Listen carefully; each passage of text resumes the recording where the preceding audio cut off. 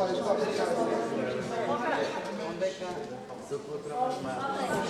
aqui.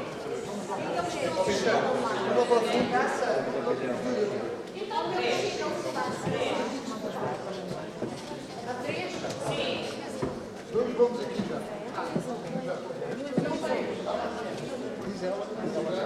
Está aqui um.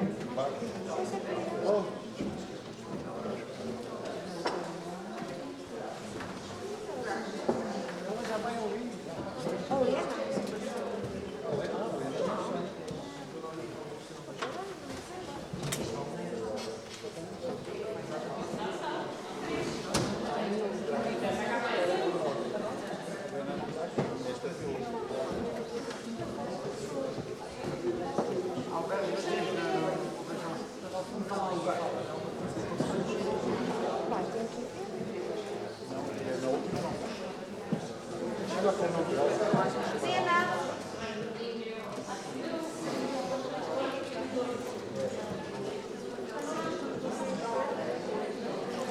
Lá fora.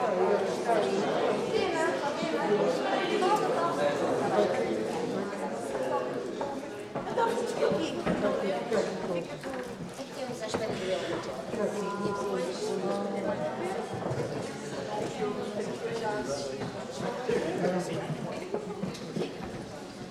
Beijo.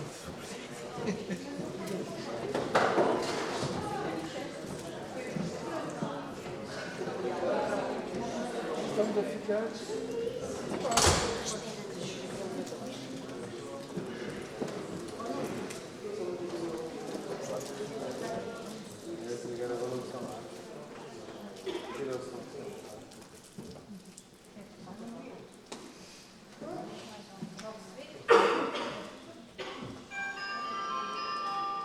Atenção, senhores espectadores. O espetáculo está prestes a partir. Pedimos o favor de desligarem os telemóveis. É proibido gravar imagem ou som. Pedimos a vossa compreensão pelos incómodos causados. Tenham uma boa viagem.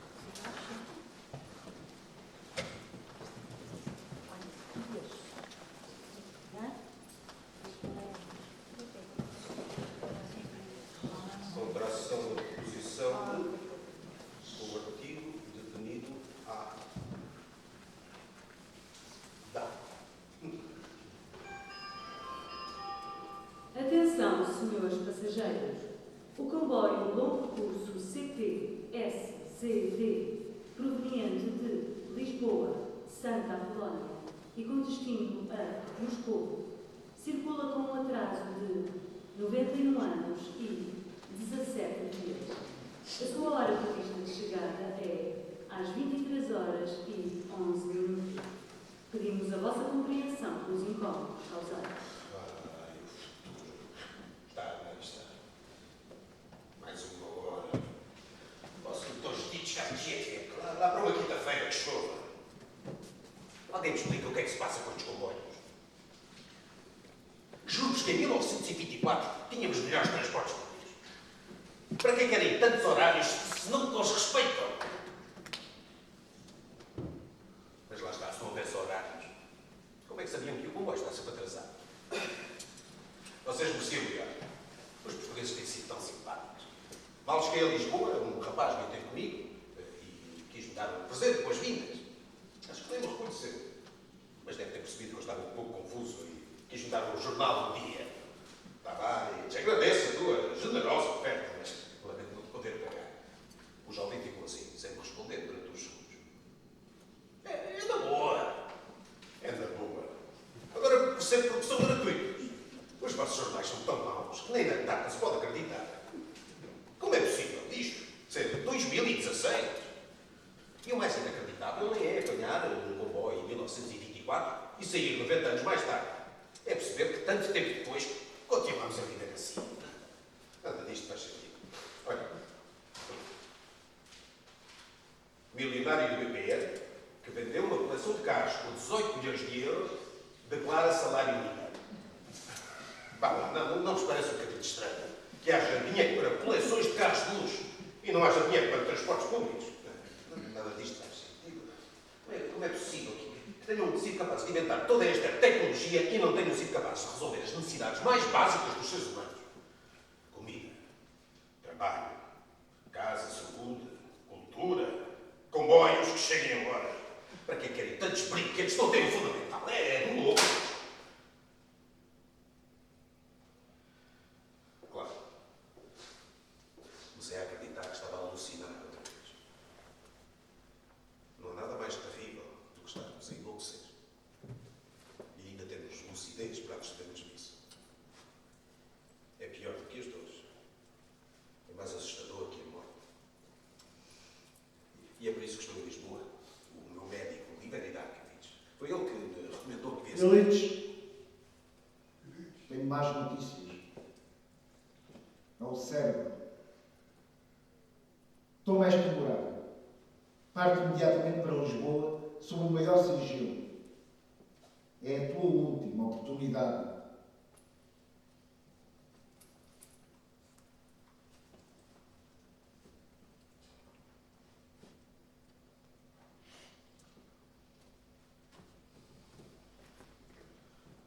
O Liveri é um grande amigo, mas um péssimo médico.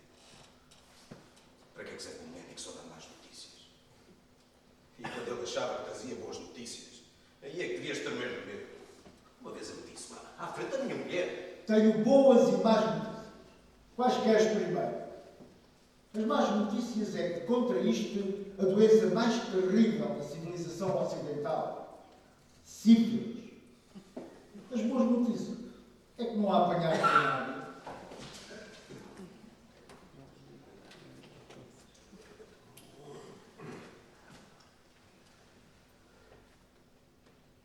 Ela ameaçou deixar. Estive meses sem falar. Mas o amor dela é uma força da natureza, capaz de limar-me em todos os momentos, até mesmo quando eu já não cresço mais. A minha saúde estava a deteriorar-se há anos. O stress perseguia com dores de cabeça e de estômago e as insónias. Chegava a ficar 4, 5 noites sem dormir. E depois sofri um atentado. Estávamos em agosto de 1918 e eu tinha acabado de discursar numa fábrica nacionalizada. Nós só temos uma máxima. Todos os que trabalham merecem gozar dos benefícios da vida. Os parasitas que sugam o sangue dos trabalhadores devem ser privados desses benefícios. Por isso declaramos tudo para os trabalhadores, tudo para o povo. Sobre as ruínas deste mundo de miséria e injustiça, devemos de erguer a verdadeira liberdade, a verdadeira democracia, o socialismo. Só há uma alternativa: a vitória ou a morte. Eram milhares de homens e mulheres, caras atentas, com um ar cansado, de um cansaço antigo e acumulado que só os trabalhadores conhecem, de anos a acordar cansados e a adormecer cansados, sem nunca recuperar o que se perde. Gente sem dinheiro, sem títulos, só com a sua própria força de trabalho. Gente tão bonita. Tinham vivido a vida inteira como animais, a parir em buracos escuros, crianças que muitas vezes não chegavam a ter nome. E eram essas mesmas pessoas que agora mandavam no maior país do mundo. Pela primeira vez comandavam o destino das suas vidas. E era assim que fosse cientista, professor, varredor de ruas ou operário. Tinhas direito a ir ao médico, a ir à escola, a ir à ópera. Tinhas direito a uma casa, a 4 refeições por dia e a 8 horas de trabalho. O comício acabou numa festa. Por todo lado viam-se bandeiras vermelhas, sorrisos, ouviam-se vozes que da música sabiam um pouco, a tentar afinar-se para cantar o verso mais bonito da história da humanidade. Uma terra seiamos a internacional. Uma terra, 100 anos. Se o meu irmão nos pudesse ter ouvido. Mas então, no meio da multidão, depois uma sensação estranha no corpo e um sabor a ferro na boca. A assassina do Partido Socialista Revolucionário tinha revestido as balas com arsénico. Felizmente o meu pobre médico disse enganado no diagnóstico. Não, nunca tive sífilis. Não me devia queixar, foi esse erro que me salvou a vida. O Liveri andava há anos a tratar o que ele acreditava ser sífilis com pequenas doses de arsénico. Agora que se diz, ele trata todas as doenças com arsénico. 0,2 mililitros de arsénio para as dores de cabeça, 0,1 para a úlcera no estômago, 0,5 para tratar a sífilis, 0,1 para abrir uma apetite e mais 0,1 para ficar um número redondo. O tratamento dele não servia para nada. Mas ao menos deixou-me imune ao arsénico. O veneno era uma óleo de fígado de bacalhau. Sobrevivi, mas foi o princípio do fim. Precisava que a Nádia fizesse tudo por mim. Calculam como é embaraçoso. Eu tentava recusar, não queria que ela visse assim, a minha Nádia. O meu amor. Volódia, faz o favor de reservar esses jogadores para os teus amiguinhos. Se a tua intenção é impressionar-os, já vens tarde. Referia-se ao Trotsky e ao Stalin. Ela odiava-se os dois. A Nádia já não sabia o que fazer comigo. Quando as alucinações chegaram, eu comecei a esquecer-me de tudo. Também o meu companheiro insuportável. Já não queria viver mais. Claro que ela não tinha culpa nenhuma. Mas não pode imaginar a minha angústia. Sonhava acordado, lavado em suores gélidos, numa espuma branca e ácida de terror, sempre a subir o esófago.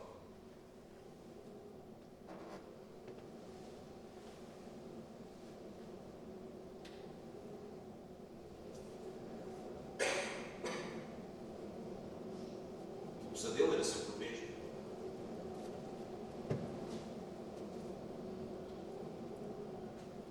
Caminhava sozinho, pela interminável planície siberiana, coberta de neve, só a brancura até onde a vista alcança. E por cima da minha cabeça estendiam-se nuvens pesadas, como chapas de chumbo, que depois se desfaziam numa chuva de tinta cinzenta que se me pegava ao corpo. E enquanto eu caminhava contra o frio, o vento me queimava a cara, algo inacreditável acontecia. A neve sobre os meus pés começava a tornar-se vaporosa. Diáfana, translúcida, como vidro. E olhando para baixo, eu vi horrores indescritíveis. Seres humanos eram atirados para câmaras de gás. Depois os cadáveres levantavam-se e arrombavam as casas dos vivos e atiravam-nos para outros campos de concentração. E o processo repetia-se. Uma e outra vez, numa espiral de loucura.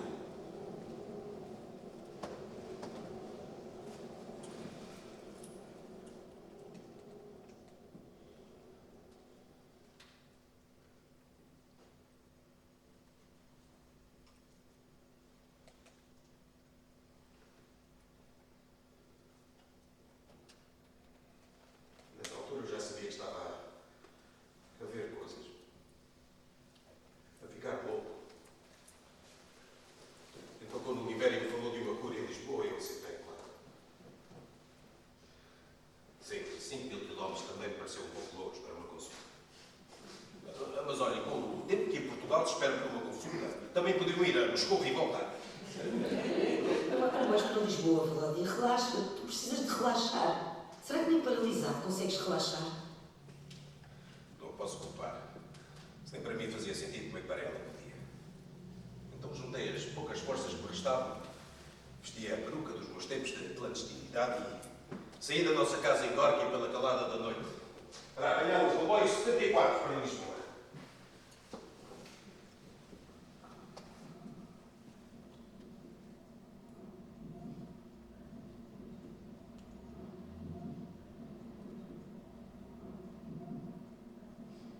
Dormi toda a viagem. Um sono estranho. Um sono sem sonhos. E quando acordei, tinha entrado no Minho, pela Galiza, no ano da graça do Senhor de 2016. Já sei o que é que estou a pensar. Que eu não posso apanhar um comboio em 1924 e sigo 90 anos mais tarde. Digo-me a vocês que eu estou a sonhar. Isso é impossível. Eu sei que o Lenin está morto e embalsamado. o muro caiu, o comunismo morreu e eu já cheguei ao fim da história. Sabem quantos idiotas já ouvi anunciar que tudo é impossível? O avião é impossível. O sufrágio feminino, impossível. O socialismo, impossível. Pensem 2 vezes antes de dizerem que o sonho dos outros é impossível. Arriscam-se a ficar para trás, preso ao vosso pequeno pesadelo e com cara de patos. Do Edmino morreram. No entanto, aqui estou. Não vos parece real. Parece-vos, por acaso, uma alucinação. Mas já que querem saber, mesmo para mim nem sempre é fácil distinguir a ficção da realidade. Mas olha, se isto estiver mesmo a acontecer, e se estivermos em 2016, aproveito e conto-vos como é que resolvimos as coisas em 1917 à moda soviética. Se por outro lado isto for efetivamente uma alucinação, e eu ainda estiver em 1924, então também não temos nada a perder. Ou talvez estejamos em 1924 e 2016. Ao mesmo tempo, já ouviram falar da teoria do gato Schrödinger? Vamos contar. Espero que ninguém seja leigo. Um gato está preso dentro de uma caixa, juntamente com um frasco contendo um mortífero gás venenoso.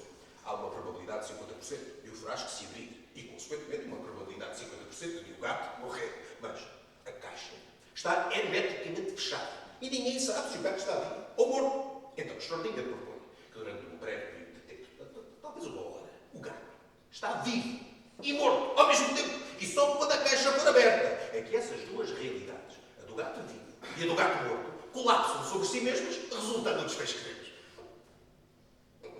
Não os querem enganar. Como é que se diz em português?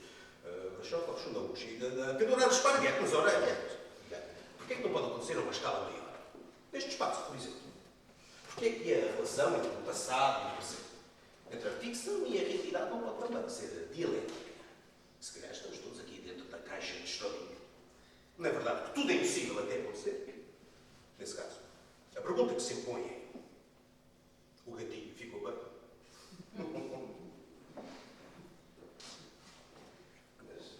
Mas não é da morte que eu tenho medo. Quando as dores se tornaram insuportáveis em 1922, eu próprio tentei pôr fim a isto. Pedi ao Stalin que me fizesse chegar um frasco de veneno. Desculpe, Elites. Mesmo que insistas, não posso fazer isso. Nem é propriamente a ideia de demência que mais me assusta. Eu esqueci. Esquecer das pessoas, das caras, da Nádia, da Inês, do meu irmão Sasha. Eu prometi-lhe que não me esqueci do que ele fez por nós. Querem ouvir? Desde que a minha memória começou a falhar, que não vou a lado nenhum sem o meu epistolário privado. Todos os dias leio as cartas da Nádia, da Inês, da minha mãe, do Stalin, do Sasha, até do Trotsky. Se não fosse esta mnemónica, não sei se ainda saberia que eu próprio sou. Querido Valão, na última visita, a mãe disse-me que já não queres saber do latim. É um erro, principalmente agora que vais ser tu a cuidar da família. Quem me dera poder estudar. O único interesse literário dos outros presos é a Bíblia. Não estou triste. Aceito as consequências dos meus atos. Os verdadeiros revolucionários sabem que vivem a vida sob uma licença que pode ser revogada a qualquer momento. A mãe, claro, nunca poderá compreender isto. Na última carta disse-me: se te enforcarem, terão de me enforcar a mim também. Mas vais viver, meu irmão. A minha memória já se desvanece como fumo no vento. E tu tens que viver, maninho, para que alguém se lembre, para que não tenha sido em vão. Quando chegar a hora, vou ver-te a ti, aos irmãos e à mãe. E não me vou arrepender de nada. Só das canções que não pude cantar contigo. Não, maninho. Meu querido Valódio, meu pai, porquê que eu estou a escrever estas coisas? Olha, mudemos de assunto. Não imaginas o tamanho das baratas que andam pela prisão. Eu acho que há uma delas que tem um buraquinho por mim. Quando tiverem dinheiro, enviam um casaco novo. A gripe voltou à prisão. E não te esqueças que o irmão de um preso político não pode pensar em coisas tristes.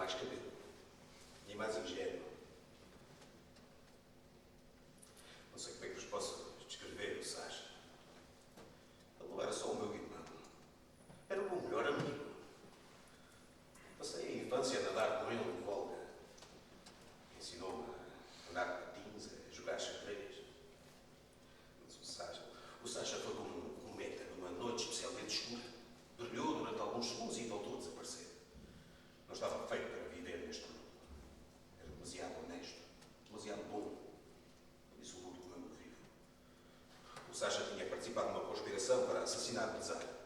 Foi capturado e condenado à morte por enforcamento.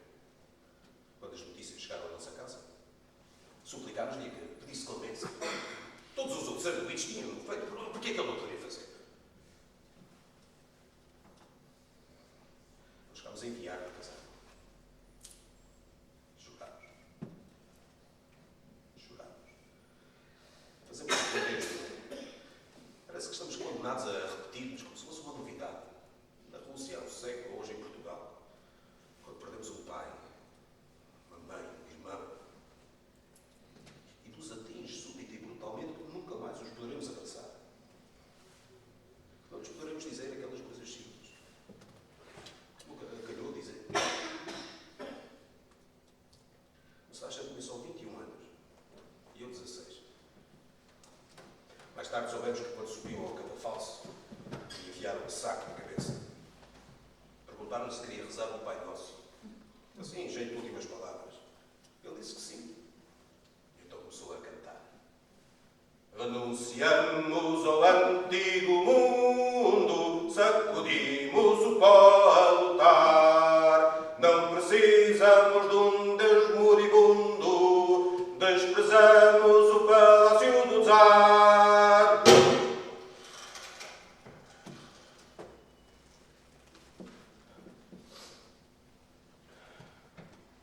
Em Sembirse, os vizinhos deixaram de falar connosco.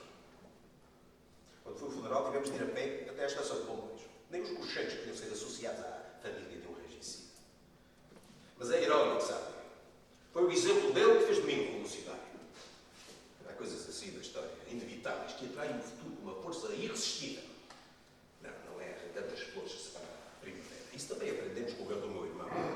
O problema não era o Czar, é o sistema. A minha mãe, obviamente, não simpatizava com um novo interesse por política. Mudou-se comigo para um pequeno apartamento junto à Universidade de Kazan, onde eu estudava Direito. Bem, teoricamente estudava Direito. Para a minha mãe era incompreensível. Lúcia, estás a ver política outra vez? Não, mãe. Vai, mas é estudar, Lúcia. Mas eu estou a estudar, mãe. Não estou a falar de Carlos Marques. Não tinhas exame de código processual esta semana. Só descansas quando te meteres em problemas. E tinha razão. No meu primeiro ano de faculdade, fui preso e expulso da universidade, acusado de pertencer ao Narodnaya Volia, o Partido da Liberdade do Povo. Quando me libertaram... Vladimir Ilich, acabaram as expulsões. Mas, mãe, Nem mais uma palavra sobre Carlos Marques. não é assim que se pronuncia, mãe. Não quero mais filosofias cá em casa, estás a ouvir? Queres acabar com o teu e não sabes? Mãe, não podes impedir as leis do materialismo histórico. Não posso. Às vezes não posso. Aluguei uma quinta na província. Queiras ou não queiras, vais ser agricultor. Claro, o campo vai fazer-te bem essa cabeça romântica. Romântica é científico, mãe. És muito científico, és. Só parola, melódia. Tanta conversa sobre as leis da diabética e depois o que é que comes? Só doces, açúcar e mais açúcar. É dialética, mãe. Foram 2 anos terríveis. Sabem como é horrível detestar o próprio trabalho? Quando eu era jovem, nada me parecia pior que a agricultura. Os outros camponeses roubavam das ferramentas. As minhas abóboras pareciam uns tomates anéis, uma tragédia. Mas sabem, o problema era outro. Eu não era o dono da terra. Então metade de tudo o que eu produzia ia para o proprietário, que era o dono de milhares de terrenos iguais ao meu. Ah, mas os milionários também trabalham. Sim, não é pena doce. Sabem como é horrível estar horas e horas ao sol, a morrer de calor, deitado num iate. Ou como é dura a vida de um senhor feudal, cheia de inquietudes existenciais. Mas eu perguntava, por que razão é que o meu senhorio é o dono da terra? Sempre com um trabalhinho é muito bonito. É brilhante e dá esplendor, mas trabalhar para quê? Para quem? Em que condições? E ainda bem que eu, pelo menos aqui em Portugal, o capitalismo já se concretizou. Eu bem via a felicidade que os brasileiros vão trabalhar, às 7 da manhã. Nós deixamos de gostar do nosso trabalho quando estamos separados dos resultados que produzimos. Os patrões fazem-nos sentir que o nosso trabalho não é mesmo nosso. Aliena-nos das nossas próprias vidas, separa-nos de quem nós somos. Olha, quando cheguei aqui a Lisboa, veio uma menina ter comigo. Bom dia! Quer ajudar o território alimentar? O que é isso? Pronto. Sabe que há muita gente em Portugal que é pobre e não se alimenta bem e pronto. Nós não podemos ficar de olhos fechados e queremos fazer a nossa parte com o voluntariado para dar alimento a todos os pobres. E como é que fazem isso? Pronto. Convidamos os consumidores a comprarem mais coisas para dar aos pobres. Desculpe. Deixe-me ver se entendi. Então vocês pedem aos trabalhadores para comprar mais nas lojas dos patrões e, por sua vez, pagam uma miséria aos trabalhadores. Pronto, é assim, a change é tipo empreendedorismo social, não é para dar dinheiro, está a ver? É tipo para mudar as mentalidades, empoderar os pobres. Os hipermercados são stakeholders. Você está louca. Não há falta de comida. Ela está mal distribuída. Porque os donos deste hipermercado lucram com isso, compreende? Pronto, eu já percebi que não é de cá, não faz mal. Mas pronto, eu vou-lhe explicar. Nós ainda estamos em crise, ok? Os pobres andaram muitos anos a viver acima das possibilidades. Endividaram-se e pronto. Agora precisam que a gente os alimente, ok? Os trabalhadores é que andaram a viver acima das suas possibilidades. Está bem, está. Aprender, sempre. Continuem a acreditar nisso. A culpa da crise é vossa. É dos vossos pais. É de quem não pode pagar renda. É de quem ganha 700 euros por mês. Digam-me, foi assim que puseram os empregados a desconfiar dos desempregados. E os trabalhadores com salário mínimo a desconfiar dos que têm subsídio social de reinserção. Enquanto o número de milionários bate recordes, organizam peditórios. Vocês não precisam de caridade, precisam da justiça. George, não dá para acreditar, passados tantos anos ainda caiam nessa. E depois ainda dizem mal da ditadura do proletariado. Ditadura do proletariado! Ok. A expressão ditadura do proletariado não foi propriamente a melhor jogada de marketing. Dou-vos isso. Mas não fui eu que inventei, foi o Marx. No fundo, é só outra maneira de dizer aquilo que o vosso cantor já dizia. Só há liberdade a sério quando houver a paz, o pão, a habitação, a saúde e a educação.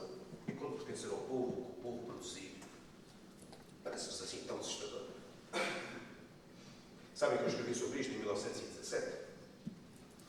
A ditadura do proletariado não é apenas a imensa expansão da democracia, que pela primeira vez se torna em democracia para os pobres, em democracia para o povo e não em democracia para os milionários, como também impõe restrições à liberdade dos capitalistas oprimirem e explorarem outros seres humanos. Liberdade. Essa coisa abstrata. Hoje almocei ali em Alcântara. Nada mal. Menu completo. 3,5€. E o homem do café contava-me que recebe 450 euros por mês. Por 9 horas de trabalho diárias. Alguém me explica que liberdade é que este trabalhador tem? Sim, liberdade para estudar. Para vir ao teatro com 450 euros. Preso como os santos russos do século XIX a rendas e a dívidas. Mete uma coisa na cabeça. Nós temos necessidades físicas, reais. As liberdades não podem ser só formais, têm de ser reais também. Não é possível passar tanto tempo e não tenho entendido isto. Realmente a minha cabeça não deve estar boa. Já no século XIX era isso que a minha mãe me dizia. Ela não compreendia que eu não estava talhado para a agricultura. Passava os dias a ler filosofia alemã. Economia inglesa, a literatura francesa. Quando ia estar a regar as abóboras, estava ocupado a memorizar o Germinal, o Zola. Des hommes poussés, une armée noire, engeresse, que jamais lentement dans nos sillons, grandissant pour le récolte du siècle futur. Para escapar à vida de camponês, inscrevi-me externamente no exame final do curso de Direito. Passei com nota máxima, devo dizer. Ainda trabalhei 2 anos no escritório de advogados, mas o trabalho jornalista aborrecia brutalmente. Então, em 1893, parti para a capital do Império, Petrogrado. Gogol descreveu-a como uma cidade camaleão, feita para enganar a mente e os olhos. Dostoiévski descreveu-a como uma beleza surda-muda, nublosa e fantasmagórica, cheia de luz à meia-noite e escura ao meio-dia. A cidade tinha sido construída como uma janela para o Ocidente, uma tentativa de imitar a Europa. Tudo nela era falso e estranho. Os palácios e as barracas, os jardins e as fábricas. Mas havia qualquer coisa nela de horrendamente bela e irresistivelmente atraente.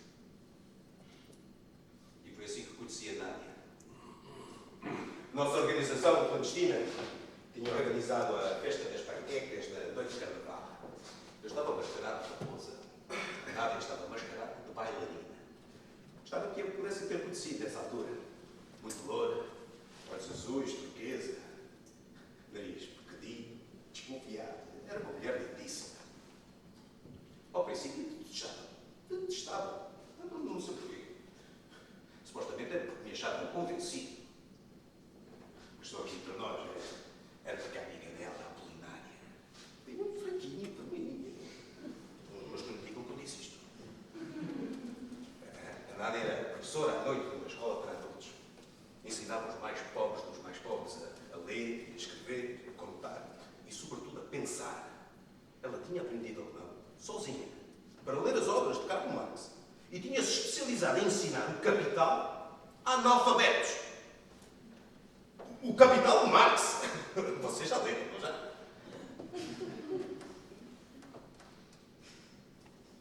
Então espero que seja o filme. Eu agitava os horários quando entrava na fábrica e ela educava-os quando saía. Foi assim que começou o nosso amor. Ao longo dos tempos, pessoas tentaram dizer que a nossa relação era puramente política. Que não éramos um casal a sério. Que estúpidos. Nós amávamos como queríamos. O nosso amor não estava a contas a ninguém. Ouçam esta. No outono de 1894, fui detido por escrever um panfleto dos Amigos do Povo. Não envelheceu nada mal, viu, não é?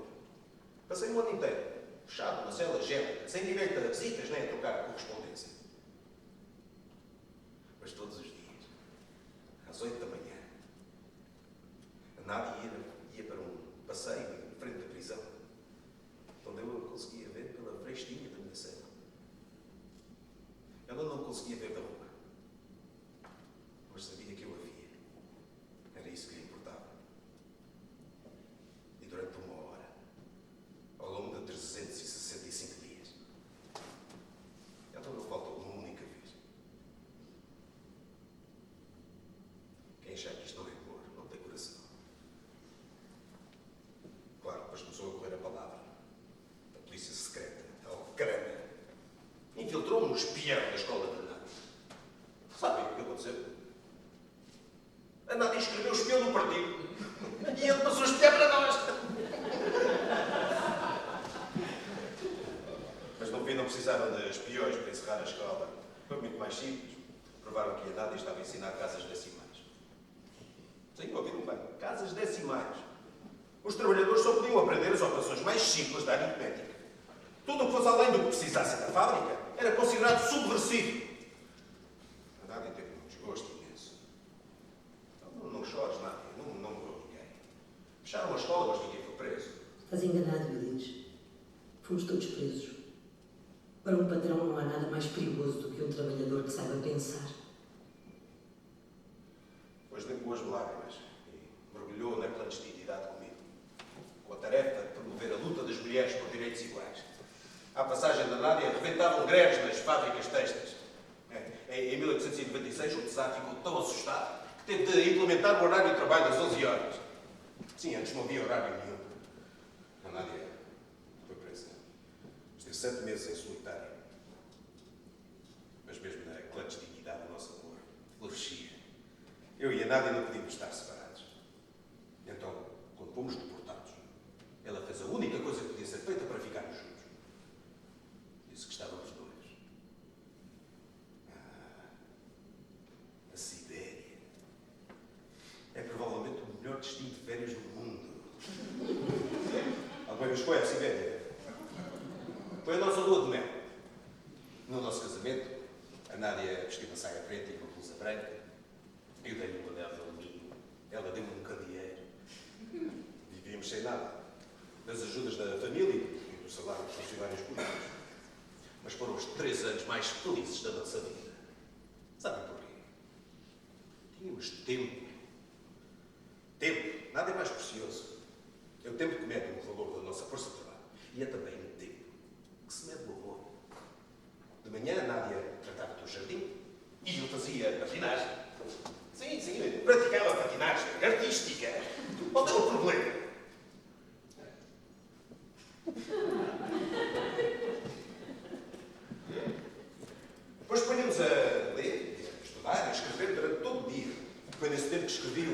desenvolvimento do capitalismo na Rússia, que mostrava como o feudalismo estava a desaparecer e a ser substituído por um sistema novo, mas nem por isso mais livre. Quando o feudalismo foi derrubado no mundo e a sociedade livre do capitalismo apareceu, tornou-se claro que essa liberdade apenas significava um novo sistema de opressão e exploração dos trabalhadores. Até 1861, quando se comprava um terreno na Rússia, compravam-se também as aulas que estavam presas à terra. Quando a servidão foi abolida, os camponeses, para sobreviverem, tiveram de comprar ou arrendar terras a preços astronómicos. Continuavam presos. Agora não por leis, mas por dívidas. Uma prisão perpétua de renda. E nós, deportados, que teoricamente estávamos presos, sentíamos tão livres. Naquela casa minúscula, a Nádia dizia poesia. Jogámos xadrez. Arranjámos 2 gatos. Eram 2 terroristas. Dávamos cabo da casa. A Nádia chegou a querer pô-los para a adoção. Só por cima do meu cadáver, dado o piugazinho em mim. Em compensação, assumi mais uma tarefa doméstica. Lavava a louça. Vous n'aurez pas l'Alsace et la Lorraine, et malgré vous, nous resterons français. Vous n'avez pu germaniser la plaine, mais notre cœur, vous ne l'aurez jamais. Que bons tempos. Sou eu e a Nádia. E a mãe da Nádia. Elizabeth Esperança Krupskaya. Vem viver connosco e nunca mais nos largou. Nunca mais! Quando instalou a revolta em 1905 e entraram os planos de independência da Rússia, Elizabeth Esperança estava lá. A tricotar leiras. Quando o segundo congresso do partido decidimos expropriar a igreja, Elizabeth Esperança estava lá. A rezar. Alguma vez ouviram dizer que a esperança é sempre a última a morrer? Mas posso garantir-vos que é verdade. Mas porquê que não te vês livre dela? É a minha sogra, Stalin.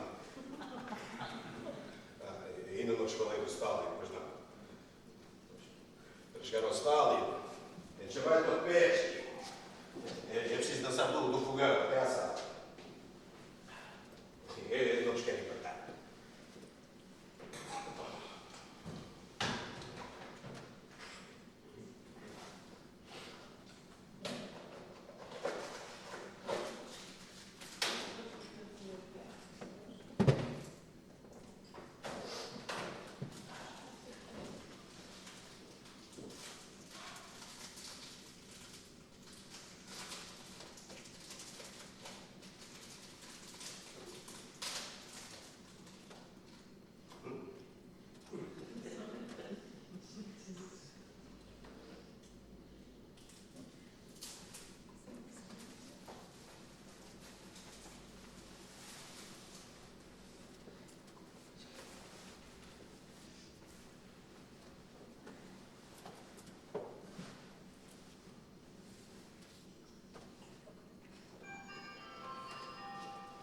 Atenção, senhores passageiros.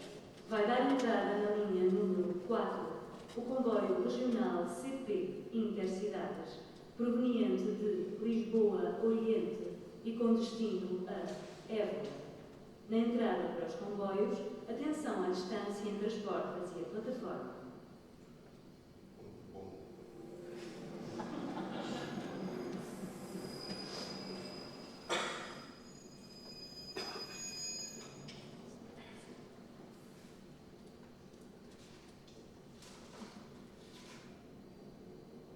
Que horas é o vosso comboio?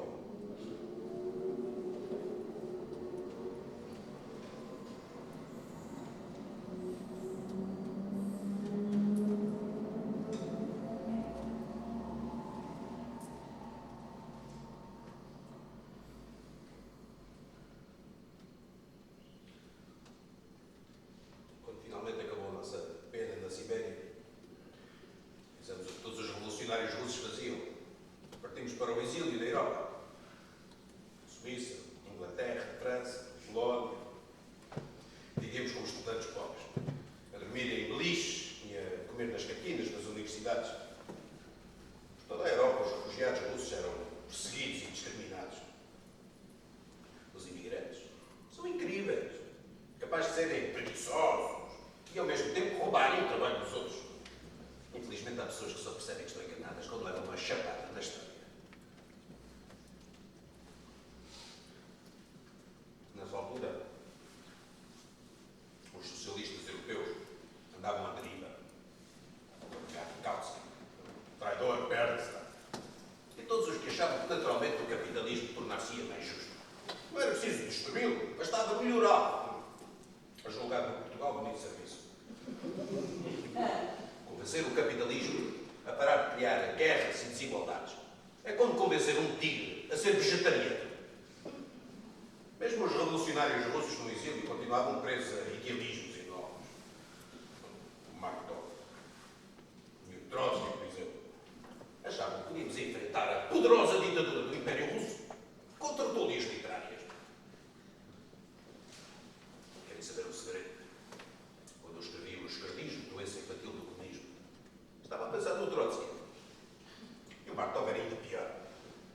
Era tão infantil que quando lhe chamavam esquerdista, ele respondia: quem diz é quem é. Se o Trotsky era a doença infantil do comunismo, o Markov era a birra de recreio do esquerdismo. Ninguém os conseguia convencer de que a velha estratégia já não estava a funcionar, apesar de estarmos todos presos ou exilados. E à volta deles convergiam todo o tipo de cobardes, oportunistas, burocratas, ninjas ricos a brincar às revoluções. O Bernstein, por exemplo, dizia: o movimento é tudo, pá. O objetivo final não é nada. E no decurso desse movimento, o proletariado morria de fome. Então eu e a Nádia começámos um jornal. O Iskra, a centelha que deveria incendiar a planície. Nós não tínhamos ilusões. Ou se quer fazer uma revolução, ou não se quer. E se se quer fazer a sério, é preciso ser eficaz, determinado e inteligente. A luta tem de ser organizada, segundo as regras da arte, por pessoas profissionalmente comprometidas com a atividade revolucionária. O facto de as massas serem espontaneamente atraídas para o movimento não faz da organização da luta menos necessária. Pelo contrário, faz dela mais necessária. Nós precisávamos de um grupo de revolucionários altamente treinados, dispostos a correr todos os riscos, que trabalhassem 24 horas por dia, que só pensassem na revolução e não tivessem medo da morte. Os melhores dos melhores. A vanguarda que abre o caminho para as massas. Claro que se abriria um concurso a pedir voluntários para uma organização terrorista que paga mal, que dá direito a ser preso e enforcado, podem esperar que desapareçam algumas pessoas singulares.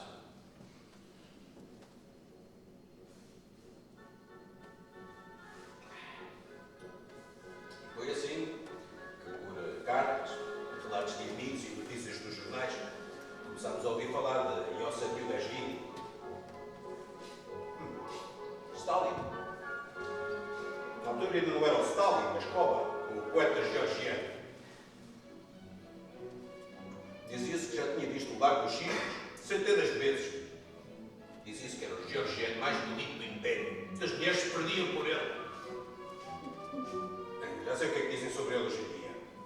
Mas confiem em mim. O Stalin era um homem do outro mundo.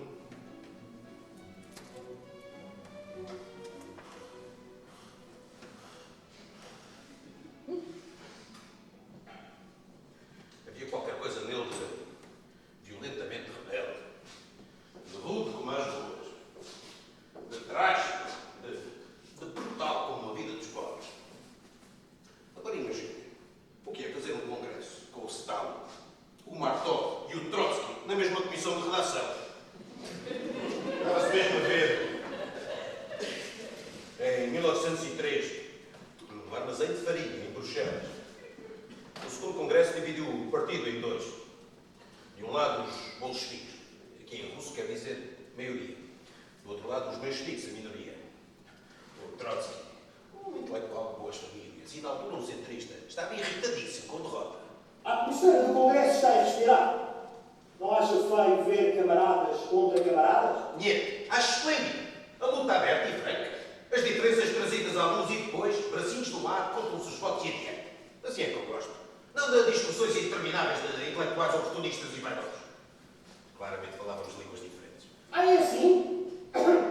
Camaradas, camaradas, Lenin é um advogado de meia tigela. Lenin é um ditador e um terrorista. Lenin é horroroso. Devíamos ter eleito alguém com o brilhantismo e a capacidade intelectual bastantes para levar o povo à vitória e à democracia. Alguém atraente para as massas e temível para os patrões. Alguém como eu. Trotsky era o melhor orador da Rússia, mas era um vaidoso inveterado. Uma vez a Nádia disse: Sabe qual é o problema do Trotsky?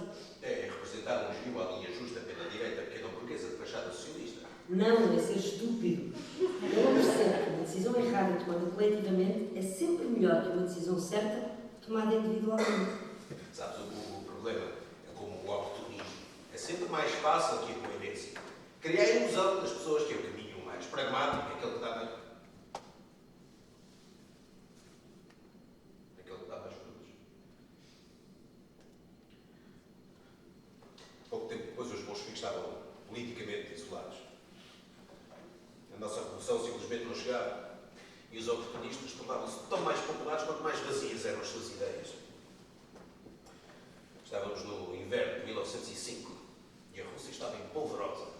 Tinha sido o domingo sangrento. Milhares de esfomeados tinham-se juntado em Petrogrado, em frente ao Palácio de Inverno, liderados pelo padre Gapon. As tropas do Tsar abriram fogo sobre a multidão. Eu vejo só o que digo. Estavam a pedir pão. Os bolcheviques tentaram transformar a repressão num levantamento popular. Eu e a Nádia voltámos clandestinamente à Rússia. Estávamos à espera de encontrar uma revolução, mas encontramos um massacre. Petrogrado estava cercado por 50 mil soldados, com ordens de não deixar fugir ninguém. Só por sorte sobrevivemos. Escapámos pela Finlândia com a polícia no nosso encalço. Já em Estocolmo, chegou-nos por carta o último comunicado dos revolucionários de Litvín de Sadói, o derradeiro reduto dos bolcheviques. Vamos terminar a nossa luta. Estamos sozinhos no mundo. Todos os povos olham agora para nós, uns com horror, outros com simpatia. Sangue, violência e morte seguem todos os nossos passos. Mas não importa. A classe trabalhadora vencerá. O padre Gapon sobreviveu e tornou-se um herói para muitos revolucionários russos do exílio. Só que entre nós eu era um deles. Mas não era um sul pacífico, mesmo entre os bolcheviques. Lembro-me do episódio. Eu e a Nádia estávamos a viver em Londres e entrámos na taberna Crown do Clerkenwell Green. Era um ponto de encontro popular entre os exilados russos. Essa noite estava caxalia de Camboja, como um arique do barril, a transbordar de cheiro. E no meio da multidão erguia-se poderosa a voz de um homem aos gritos com um fortíssimo sotaque georgiano. Foi assim que conheci o Stalin. O clero vive no luxo mais abjeto, sem produzir nada, a não ser pobreza, medo e superstição. E nós, comunistas, elogiamos um padre. Filhos da puta! É o que são esses parasitas. Proponho uma moção que, em vez de elogiarmos o padre Gapon, o penduremos do teto pelos tomates e o façamos girar como um incensário na missa do galo. Aproximámos para ver com quem é que o Stalin estava a gritar. Era o Trotsky. Caro camarada, receio ter de discordar. Trata-se de uma generalização grosseira. Tudo, aliás, da sua exposição é grosseira. Não faz sentido culpar a... De repente, o Stalin começa-se a rir. Agarra numa garrafa, enche um copo de vodka e aproxima-se do Trotsky. A taberna ficou silenciosa. Epístola de Tiago, capítulo 5, versículo 1, Bíblia Sagrada. Os vaidosos que traem o povo sofrerão a minha grande cólera e a sua traição recairá sobre a sua própria cabeça como uma chuva de pedras. Mal começaram a levar as cadeiras, a Nádia agarrou no braço e levou-me dali para fora.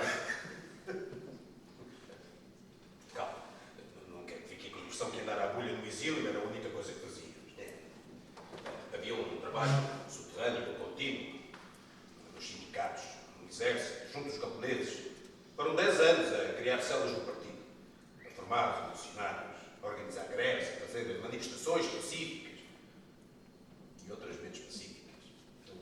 O Stalin, por exemplo, nessa altura era o nosso responsável responsável pelas expropriações de bancos. Em 1907, assaltou o banco de Tiflis, na Geórgia, e saiu de lá com 350 mil rublos, o equivalente a 3 milhões de euros da vossa moeda. Estão escandalizados. Os meus filhos também ficaram. Mas olha, eu não sei como é que são os vossos bancos hoje em dia, mas na Rússia czarista, tirar dinheiro a um banco não era um roubo, era um reembolso. Mas foram anos frustrantes, anos de exílio da Europa. Começámos a ficar convencidos de que a revolução pela qual lutávamos não ia chegar no nosso tempo de vida. Tínhamos saudades da Rússia, daquele cheiro de frio. E também já não éramos propriamente jovens. As nossas vidas não tinham qualquer tipo de estabilidade. Continuávamos a fugir da polícia por este continente fora. Genebra, Bruxelas, Londres, Zurique, Cracóvia, Paris. Paris foi o pior. Mas não me interpretem mal. Paris é maravilhosa para visitar e até para viver. Se forem ricos. E franceses. Mas nós sobrevivíamos no número 4 da Rue Marie-Rose do Petit Bourgogne. 40 metros quadrados para mim e para a Nádia. E para a mãe da Nádia. Uma vez, quando o tesoureiro dos bolcheviques foi preso, ficámos 3 meses sem um cêntimo. Cortaram-nos a água e a luz. A mãe da Nádia admisseu. Mas a gota d'água foram os passaportes. Quando os franceses querem expulsar alguém, depois deportam. Convencem-te a querer sair com quilos de burocracia. Primeiro porque não tens o visto. Para o visto precisas do selo branco, do Ministério. Para o selo branco precisas do carimbo, do consulado. Para o carimbo precisas da aprovação dos serviços centrais. E quando já achas que tens tudo, querem expulsar porque, entretanto, os passaportes caducaram. Mas deixa estar aqui em Portugal bem melhor. Quando estava à procura da morada do médico, acabei perdido na estação de Santa Cruz da Mar. Serviço de Estrangeiros e Fronteiras. Nome. Guilherme. Guilherme quê? Gulianov. E o que o traz a Portugal, Sr. Gulianov? A minha saúde, Sr. Sargento. Nacionalidade. União das Repúblicas Socialistas Soviéticas. Devia ter visto a cara dele. Eu vinha prometido estado. Quase que saltava para fora das casas. Deixaram ali encostada à parede e puseram-se lá atrás. A voltar. Passaporte. Eu troquei-se o passaporte escarlate, como foi-se o martelo sobre o fogo. Folhearam várias vezes, andaram para trás e para a frente. Oh, Sr. Guilherme, então o senhor não sabe que não pode viajar com o passaporte caducado? Mas esse passaporte não está caducado, eu vivo há meses. É? Então por que é que diz aqui 25 de novembro de 1928? Isto está caducado há mais de 90 anos, Sr. Gulianov. Felizmente, nos meus tempos de Paris, estive habituado a este tipo de situações. Sr. Sargento, os vistos diplomáticos não caducam. Vejam lá na página 4. Não vê que sou chefe de Estado. Por favor, não quero começar um conflito diplomático. Identificaram. Tomaram notas que mais parecia que estavam a escrever um romance e depois fizeram continência. E foram-se embora.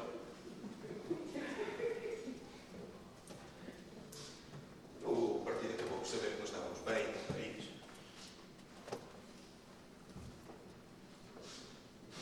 O partido acaba sempre por saber tudo.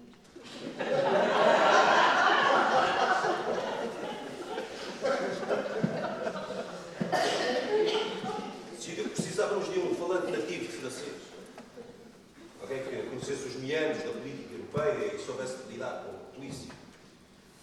Então, uma manhã, sem se fazer avisar, entrou-nos pela porta e pela vida adentro, a Madame de Nessarnat. Se eu soubesse, tinha mandado embora, juro que tinha. Nunca me poderei perdoar. Por ela, pela Nádia. Mas como é que eu podia saber? A Inessa dominava a incrível proeza feminina de ser delicada, sem aparentar uma única fraqueza. Quando eu a conheci, em 1909, ela tinha 36 anos e eu 40. Já tinha sido presa 4 vezes. E fugindo do exílio. Tinha 5 filhos. De 2 irmãos, multimilionários. Podem não acreditar numa palavra do que eu estou a dizer, mas juro-vos que é verdade. As histórias da Inessa tinham esse efeito nas pessoas. Mas ela nunca mentia. Costumava dizer que só a verdade é revolucionária. E a Inessa era verdadeiramente revolucionária. A pureza das ideias dela. Fazia-me lembrar o meu irmão, Sasha. No fundo era tão frágil como eu. Nós morávamos no número 4 E ela mudou-se para o número 2. Fazíamos tudo juntos. Do trabalho político, às idas ao cinema. Foi ela que me ensinou a amar Paris. Levava-me aquelas partes da cidade que não aparecem nos guias turísticos. Apresentavam aos sobreviventes da coluna. Era um ser humano extraordinário. Entrávamos num café e ela, sem pedir nada a ninguém, sentava-se ao piano e começava a tocar.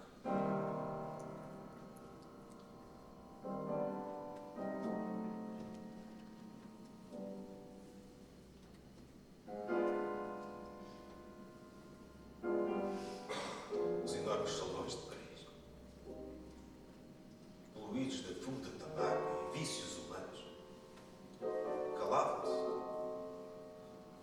paravam no tempo. E parecia que toda a maldade das pessoas desaparecia. Embevecida de uma infantilidade inocente e ternurenta.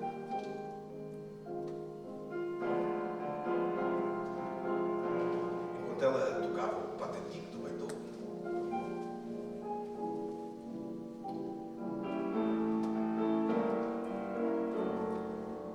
quando o concerto acabava, eu dava por mim como que saí de um transe antigo e misterioso,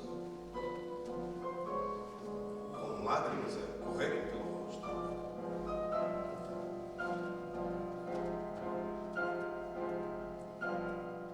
Nessa altura morria de medo de ti. O desejo de te ver estava lá, mas preferia cair morta do que estar na tua presença. Adorava ouvir-te falar, olhar para ti, mas nessa altura era conveniente que tu não reparasses. Nesse tempo não estava decididamente apaixonada por ti, mas mesmo então amava-te muito.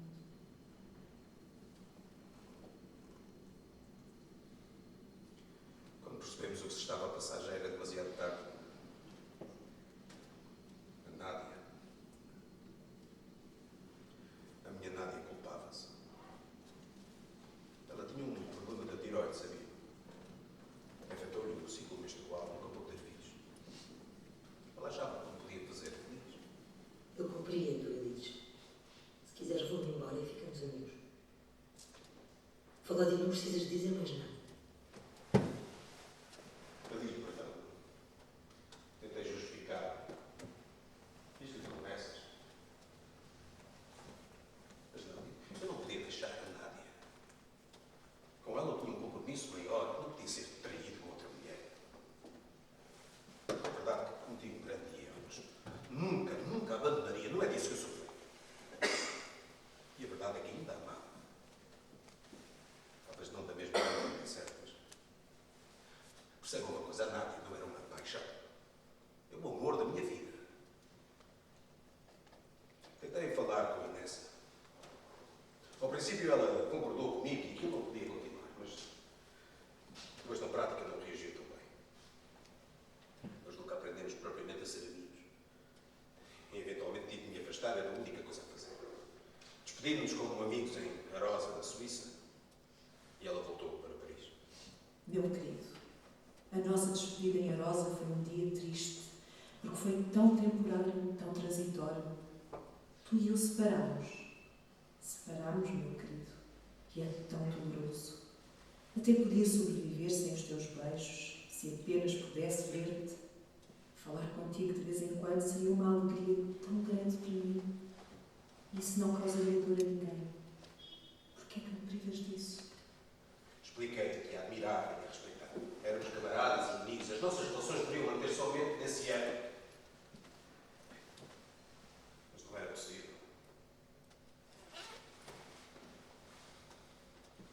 Mas a nossa separação foi de pouca dura. Porque aconteceu algo que mudou os planos de todas as pessoas no mundo e virou a história de pernas para o ar. Na Primeira Guerra Mundial. Como todas as guerras, esta também teve um pretexto idiota. Não estou a falar das armas de destruição maciça. Democracia ou direitos humanos, nada. Não. Muito melhor do que isso. Foi uma sanduíche. Em 1914, o Franz Ferdinand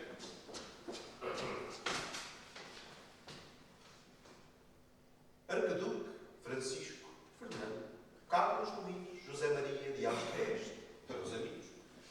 Visitou Sarajevo. O Francisco Fernando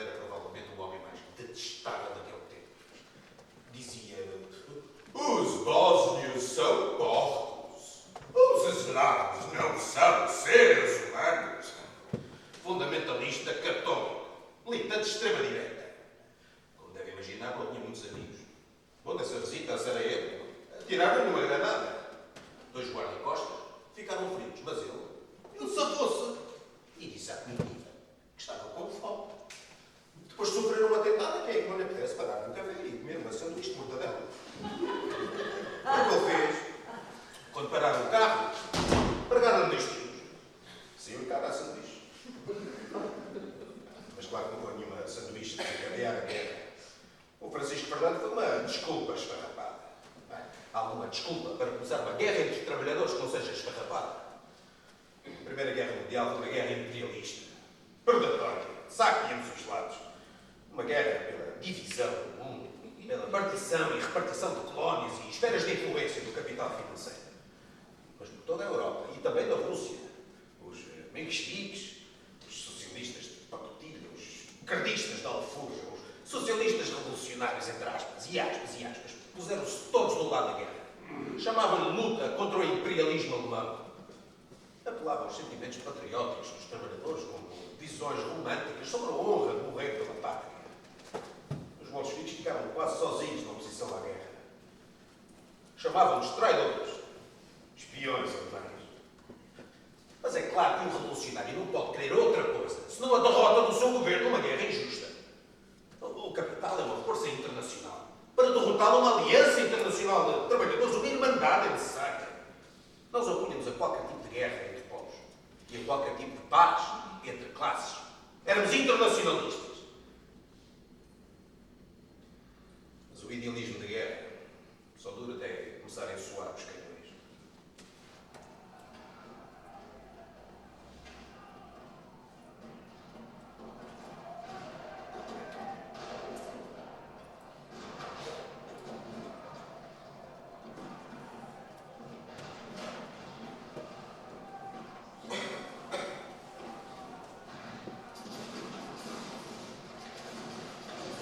Pode imaginar como foi. Os generais atiravam os homens contra uma chuva de balas que nunca paravam. Os soldados levantavam-se das trincheiras e perdiam mãos e braços. Lutavam como animais até à morte. Por 5 metros e uma trincheira. Só nos primeiros 3 anos de guerra, 3 milhões de jovens russos morreram. Sem saber de porquê. Até aí os bolcheviques estavam confinados numa posição de resistência. A revolução não era possível e não dependia totalmente de nós. Só quando os de baixo não querem que a velha e os de cima não o podem manter é que o novo pode vencer. Pouco adianta matar o arqueduque Francisco Fernando. Não é de impulsos estéreis que precisamos. A revolução não se faz. Prepara-se. Mas não me interpretem mal, não tem dependa nenhuma do Francisco Fernando. Coisas que acontecem. Ossos com ofício. Sabem o que eu escrevi quando mataram o nosso rei, o Carlos? O que aconteceu ao rei de Portugal é meramente um acidente ocupacional dos reis. A simpatia do proletariado socialista estará sempre do lado dos republicanos contra a monarquia. Mas o que os portugueses conseguiram foi apenas assustar a monarquia, não destruí-la. Os bolcheviques estavam há 20 anos a preparar-se para destruir a monarquia. E, literalmente, do dia para a noite, todo o nosso trabalho de propaganda e agitação fez sentido no coração dos russos. Para milhões de pessoas, os bolcheviques tornaram-se sinónimo de paz. Nós dizíamos claramente que o caminho para a paz passa por transformar a guerra imperialista numa guerra civil. Na sexta-feira, dia 23 de fevereiro de 1917, Dia Internacional da Mulher, 90.000 operários inundaram as ruas de Petrogrado para protestar contra o racionamento de comida, sob o lema Paz, Pão, Liberdade. No sábado, uma greve geral paralisou a capital. No domingo, o Tsar mandou o exército reprimir os protestos. Na segunda era tarde demais. Em 10 anos, os comunistas tinham sido recrutados para o exército como castigo, para serem usados como carne para canhão. E agora, mandavam-nos disparar contra os seus irmãos. As lâminas das bandeiras tocavam no peito dos trabalhadores da primeira fila. Atrás ouviam-se canções revolucionárias. À frente, mulheres com lágrimas embargadas gritavam aos soldados: camaradas, baixem as armas, juntem-se a nós. Os soldados trocavam olhares nervosos entre si. Sentia-se a tensão no ar. Até que uma baioneta levantou-se e um soldado passou para o outro lado. E um aplauso gigantesco venceu os outros. E nós, exilados, só sabíamos disto pela rádio e pelos jornais.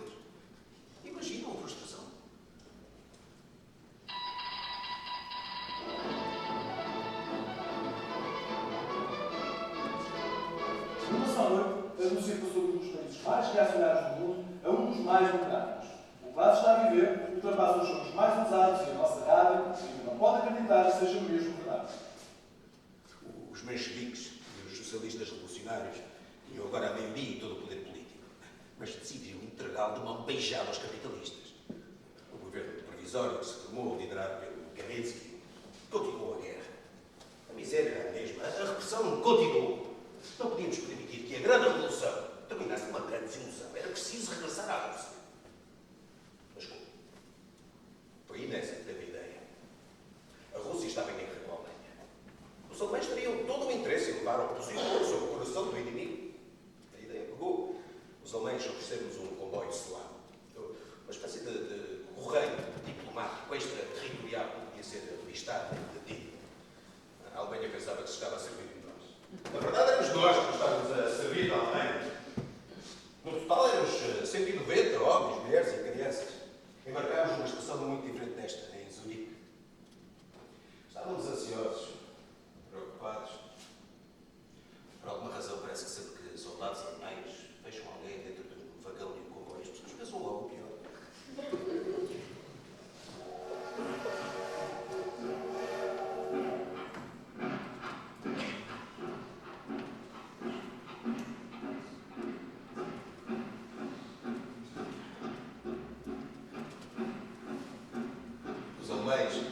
Receosos do efeito de um comboio cheio de socialistas podia ter à passagem pelo seu próprio território, tinham-nos imposto regras estritas. Estávamos proibidos de manter qualquer tipo de contato com o mundo exterior até chegarmos à Rússia. Para os alemães, eu era uma espécie de vírus que podia infectar a população com a Revolução Comunista. Às vezes, quando alguém começava a cantar internacional, vinham logo os soldados alemães, furiosos, mandar-nos calar. As cantigas não estavam no contrato. Então nós cantávamos mais baixinho.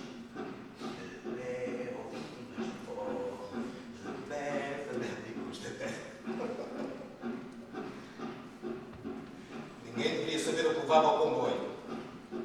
Mas o segredo começou a circular entre os sindicatos da Europa. E quando demos por nós, havia operários a correr ao lado das locomotivas, com bandeiras vermelhas, a gritar: "Baixinho, guerradão!" Os alemães ficavam possessos. "Nein, nein, nein, verboten! Still, still!" Estávamos todos tão animados por voltar. Só a Inês parecia triste. Eu não compreendia. Ia finalmente reencontrar-se com os filhos, que não via há tanto tempo. Tinha sido nomeado pelo Comitê Central como responsável pelas questões das mulheres, uma questão a qual tinha dedicado toda a vida. Mas nada parecia fazê-la sorrir. Cláudia, vai falar com ela. Tenta animá-la. Não posso.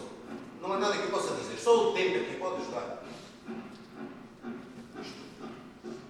Nada é minha razão. É minha obrigação, pelo menos, tempo.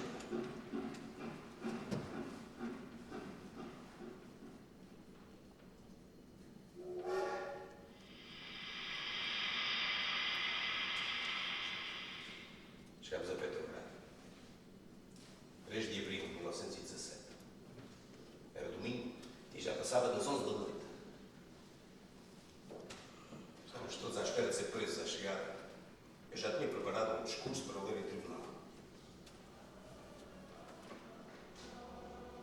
Mas começámos a ouvir trompetes, concertinas, gente a cantar, não havia ninguém para nos prender. Eram dezenas de milhares de trabalhadores, soldados, marinheiros.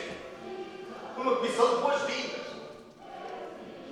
Imaginem, nós tínhamos saído, ainda jovens, revoltados, grisalhos, sem cabelo, curvados, perplexos por voltar a sentir o cheiro da nossa terra. Com lágrimas a correr-nos pelas rugas que fomos ganhando na prisão e no desterro. Para naquele dia voltarmos a ouvir a nossa língua. Abraçar os amigos e a família que não víamos há tanto tempo. Estávamos em casa. Como Stalin estava lá. Estás bem velho, pá. Alexandre Pultai enfiou um enorme buquê de flores nas mãos. O Bodes Proevich disse-me para falar rápido. Os operários trabalhavam no dia seguinte e precisavam de desmobilizar. O Dzerzhinsky mandou-me acelerar. A polícia estava a caminho. Ainda com o buquê nas mãos, subia ao jardim do comboio. As bandeiras vermelhas bruxuleavam no vento sobre a imensa noite russa. Camaradas, camaradas, camaradas, camaradas. Enquanto vos saúdo,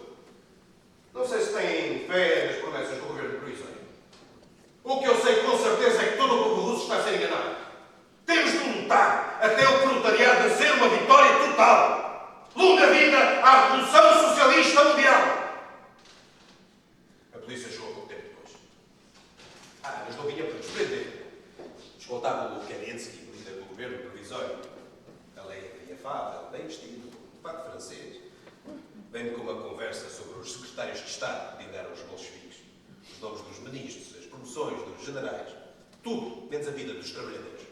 Não contem connosco. Os nossos únicos interesses são os interesses dos trabalhadores. Não queremos ir para o governo fazer o que vocês já fazem. O governo dos socialistas revolucionários não tinha mudado nada. Calma, devem estar confusos. Eu sou socialista. E também sou revolucionário. Mas estou sempre a dizer mal dos socialistas revolucionários. Sabem que em 1917 nós tínhamos partidos que se chamavam socialistas, mas que na verdade eram capitalistas. Bom, o governo de Kerensky acabou o czarismo. Criou uma democracia parlamentar. Era governado por socialistas. E ainda assim a vida do povo era um suplício. Mesmo a incrível democracia ocidental continuava a restringir, a trocar, falsa, hipócrita, um paraíso para os ricos e um engodo de decepções para os explorados, para os pobres. Eles tinham sido eleitos para acabar com a guerra. Tinham prometido fazer uma reforma agrária. Acham que cumpriram alguma coisa?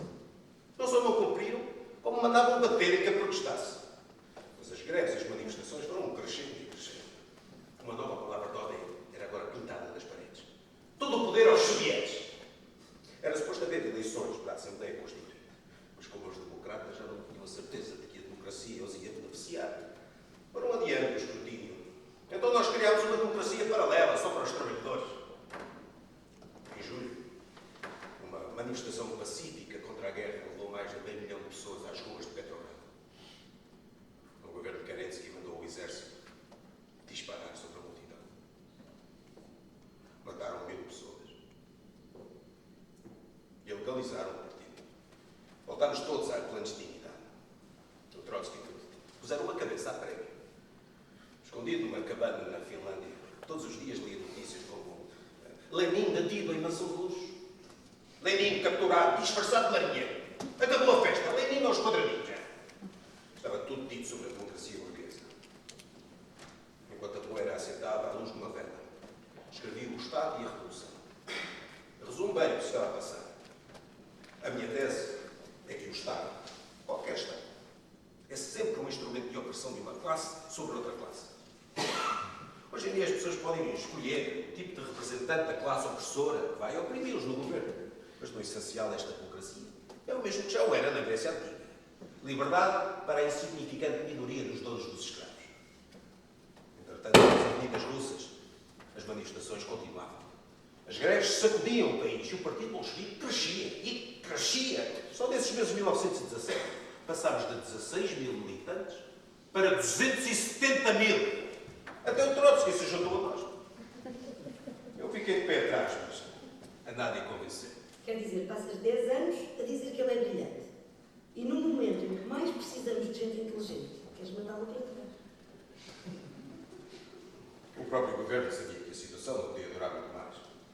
Então, como não tinham coragem para suprimir a democracia, pediram a Kornilov, um general czarista de extrema-direita, para fazer o trabalhinho sujo por eles. O golpe foi descoberto e abortado, mas acelerou tudo. A política, os pensamentos, as possibilidades. Milhões de pessoas que nunca se tinham envolvido em política emergiam-se pela primeira vez na luta revolucionária. Ganhavam experiência e começavam a compreender a sua própria força. Atenção, senhores passageiros. Vai dar entrada na linha número 2 o comboio suburbano CP Lisboa com destino a Castanheira do Ribatejo. Na entrada para os comboios, atenção à distância entre as portas e a plataforma.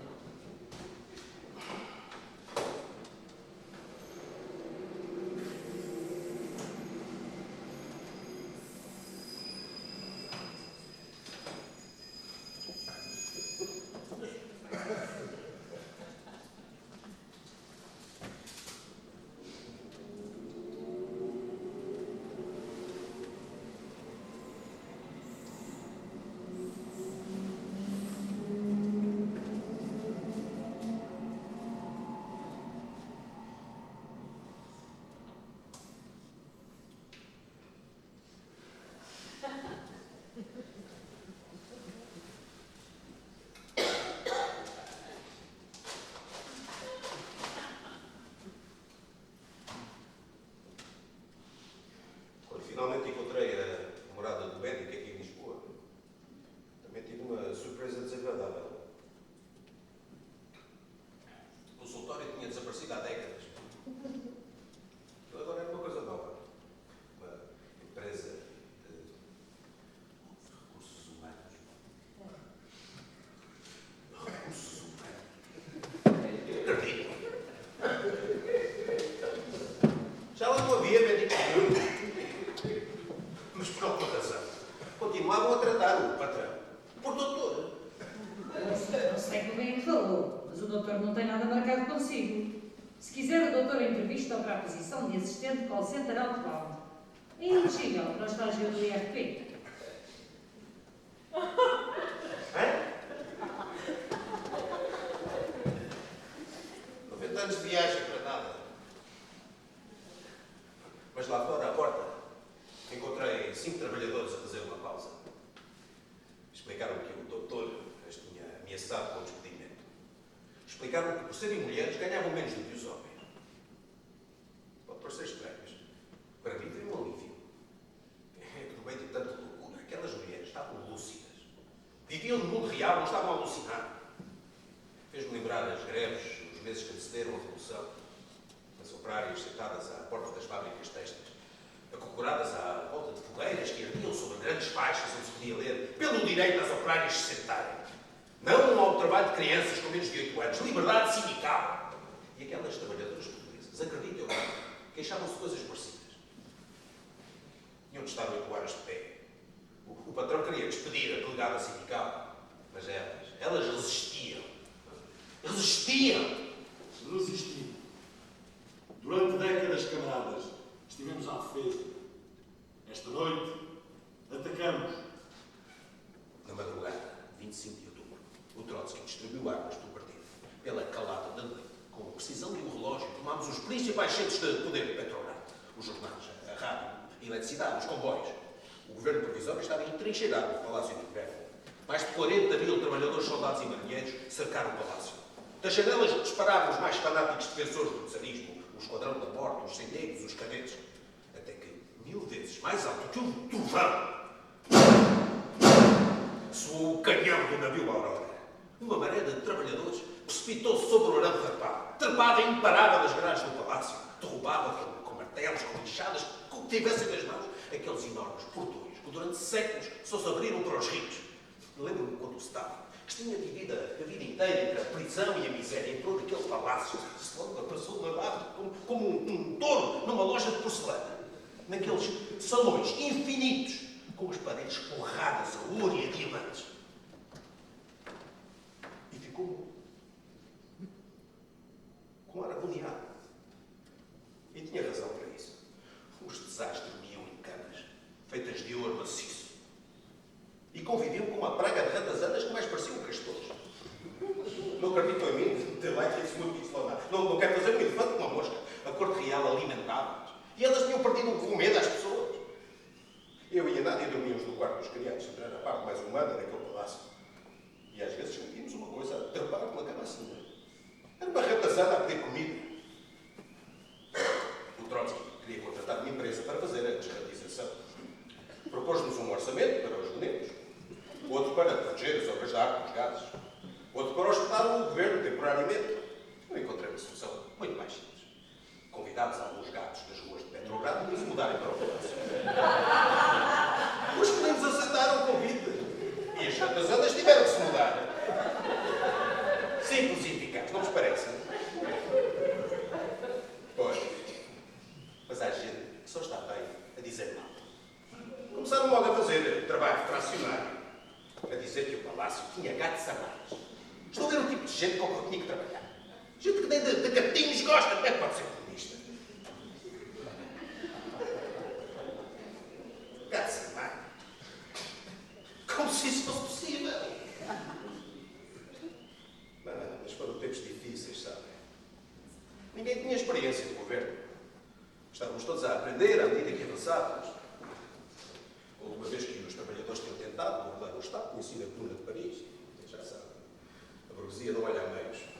20 mil revolucionários fuzilados nas ruas por terem tido a ousadia e verem livres.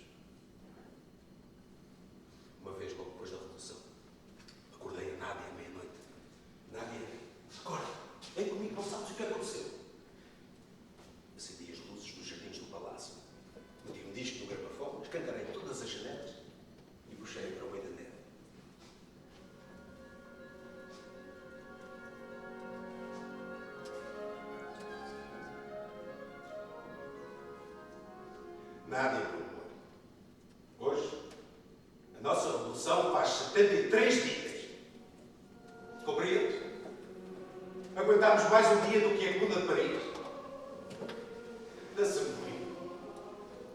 Dança comigo como se não pudéssemos aguentar mais tempo.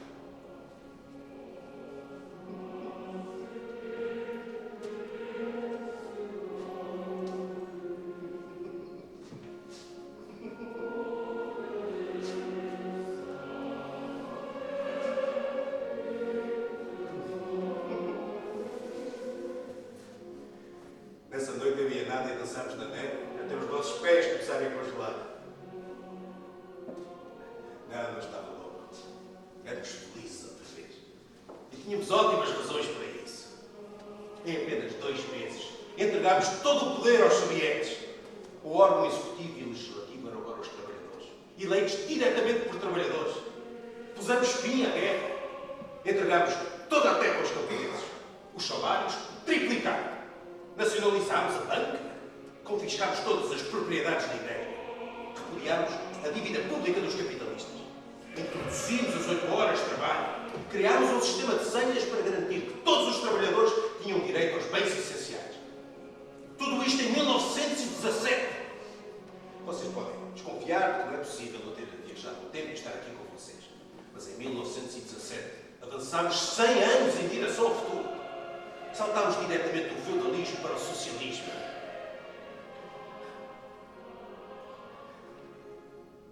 Foram momentos mágicos.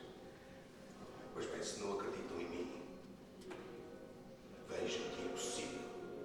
O futuro é possível. Eu vi-o com os meus próprios olhos.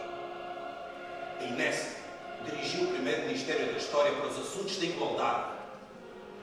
Legalizou o aborto. Criou o divórcio. Reconheceu a todas as mulheres exatamente os mesmos direitos que os homens. Criou subsídios e baixa maternidade. Em apenas 2 anos, o poder soviético, um dos países mais atrasados da Europa, fez mais pela emancipação da mulher que todas as repúblicas avançadas, iluminadas e democráticas do mundo em 130 anos. E fomos ainda mais longe. Legalizámos a homossexualidade e o casamento entre pessoas do mesmo sexo. Sabiam que o primeiro ministro soviético dos negócios estrangeiros era um homossexual assumido? A Inés trabalhava 13, 14 horas por dia. É claro que não podia aguentar. Os comunistas também são seres humanos, sabiam? Tens que ter mais cuidado. Porquê é que não cuidas de ti? Diz às tuas filhas para te telefonarem todos os dias. Diz-me o que é que precisas. Lenha? Comida? Quem é que cozinha para ti? Responde-me a tudo. Sabes, antigamente eu era calorosa com toda a gente. Agora sou indiferente a todos. Só tenho amor pelos meus filhos e por ti. É como se o meu coração tivesse morrido para tudo o resto. É como se por ter devotado toda a minha força e paixão a ti e à causa do nosso trabalho político, todas as fontes de amor e de simpatia pelas outras pessoas que em tempos foram tão abundantes tivessem secado. Mandei para uma estância termal em Besna para recuperar. Pareceu uma forma mais suave de a afastar. Foi sozinha. O que é que eu podia fazer? Deixar a Nádia, deixar a revolução, dizer que se lixe isto tudo, vou viver para Paris. Tenho que perceber que há coisas maiores do que nós, que valem mais do que tudo o que nós queremos. Foi lá em Besna que ela contribuiu contra. Por minha causa.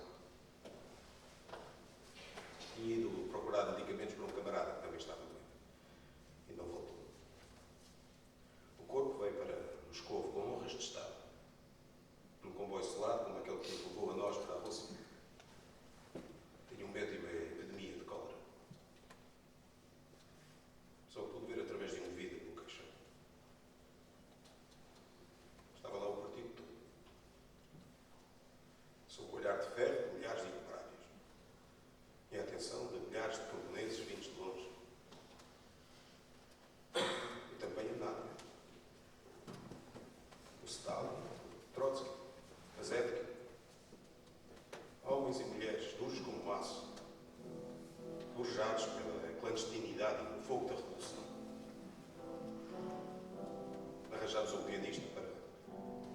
as sinfonias de Beethoven que ele adorava. Eu só precisava de estar.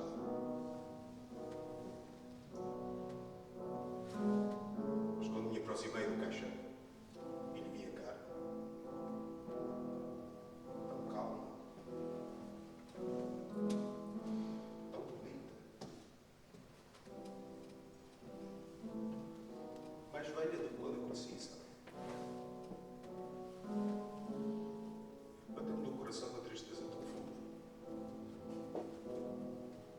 tão difícil de explicar, que senti que todo o meu corpo se desmanchava ali, como um drama. Respirei fundo, tentei recompor-me. Estava ali como chefe de Estado, diante da imprensa internacional, o mundo inteiro a olhar para nós. Mas depois lembrei-me das cartas dela, da incomensurável fidelidade dela. Não consegui.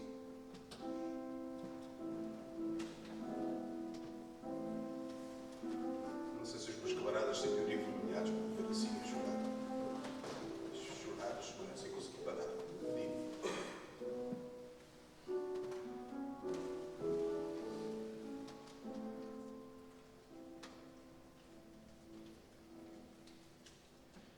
Não sei o que é que teria feito diferente, se pudesse. Nós estávamos a tentar fazer algo de absolutamente novo. Não havia tempo para nada. Acredito mesmo que no dia em que decidirem deixar de ser pobres, que aqueles que enriqueceram à custa da vossa pobreza vão abdicar de tudo o que têm. Vão beijar pacificamente, democraticamente. Desenganem-se. Entre patrões e trabalhadores, nada pode ser pacífico. Nada. A Rússia tinha saído da Primeira Guerra Mundial, mas a Primeira Guerra Mundial não tinha saído da Rússia. Os czaristas e as potências inimigas de ambos os lados esqueceram temporariamente as suas diferenças e uniram forças para matar a Revolução. Formaram um exército branco. Incumbiu o Trotsky de formar um exército vermelho para defender a Revolução. Mas o Trotsky tinha muito na cabeça que o socialismo se tinha de espalhar ao resto do mundo por decreto. Não cumpria as decisões do partido. Recusava-se a assinar os tratados de paz que dizia que estava a combater a burocracia. Que idiota. Sabem quantos soldados morreram por causa da desobediência dele?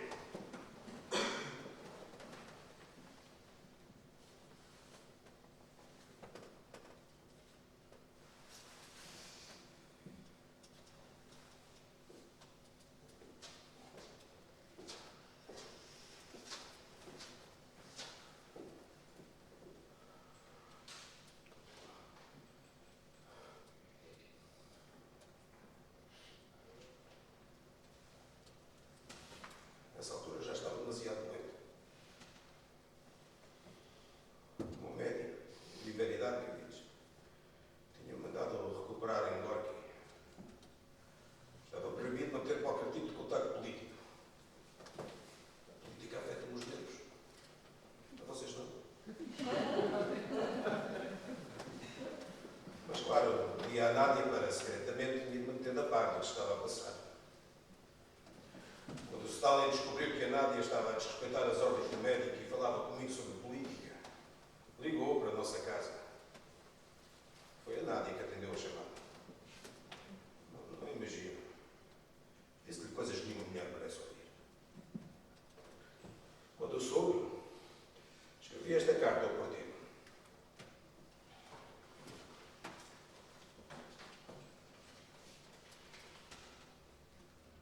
Camarada Stalin tem concentrado um poder enorme nas suas mãos e não estou seguro de que irá sempre utilizá-lo com suficiente prudência.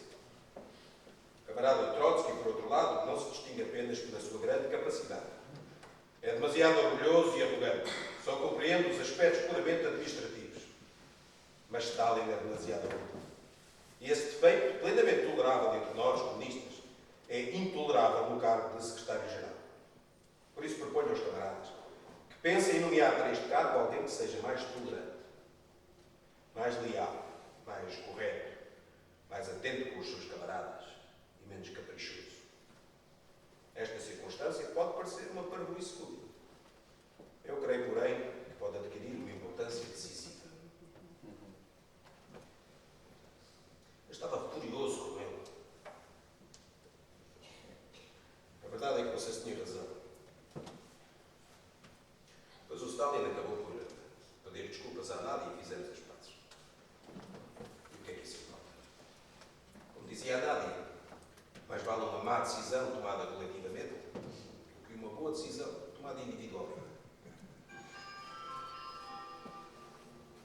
Atenção, senhores passageiros.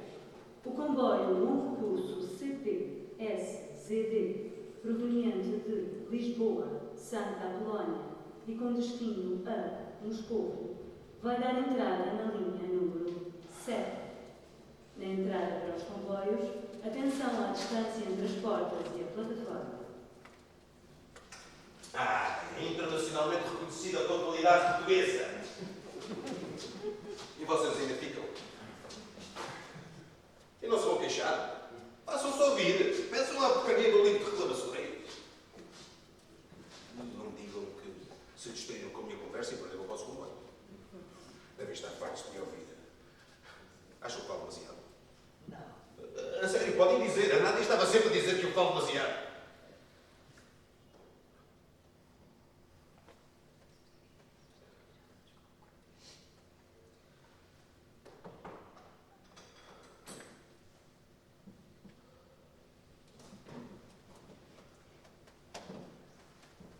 Em janeiro de 1924, fiquei paralisado do pescoço para baixo e perdi a fala. A Nádia sentava-se ao meu lado e, pacientemente, durante horas a fio, lia-me os contos do Jack London sobre a vida dos homens e dos bichos. Não os quero agradecer antes de vir para aqui. Mas na véspera de apanhar o comboio para Lisboa, aconteceu uma coisa incrível. A Nádia tinha-me deixado no quintal. Eu estava sentado numa cadeira de palha. O sol aquecia-me a cara. Ouvi os pássaros a cantar. Então um pardal, castanho, igual aos outros todos, veio para a minha beira e pôs-se a cantar uma canção alegre e deslocada. O pardalinho parecia compreender que eu só podia mexer os olhos. Nunca saía da minha frente, a saltar de um braço da cadeira para o outro. Foi incrível. Como podemos passar toda a nossa vida numa alucinação, distraídos, sem reparar nas coisas mais bonitas, nas coisas verdadeiras, nas coisas importantes. Até os outros pássaros pareciam querer encolher os ombros e continuar com as suas rotinas, mas este não. Este cantava como se estivesse a discursar de um palanque perante a multidão, como se quisesse convencer-nos a todos de alguma coisa, como se nos fizesse perguntas que mais ninguém se atreve a fazer, como se soubesse a força que, apesar de pequenino, realmente tem. Ao contrário dos outros pássaros, dei toda a minha atenção. Levantou-me num voo alto, como se quisesse obrigar o meu corpo doente a mover-se e a reparar na beleza do céu cor-de-rosa. O sol do inverno que se punha suavemente lá muito longe, a fresca brisa do final de tarde. E eu tive tanta vontade de poder sair daquela cadeira e acompanhá-lo. Fechei os olhos e me imaginei a levantar voo para me mergulhar naquela enorme aguarela e mergulhar com o meu camarada na grande nuvem de centenas de pardais.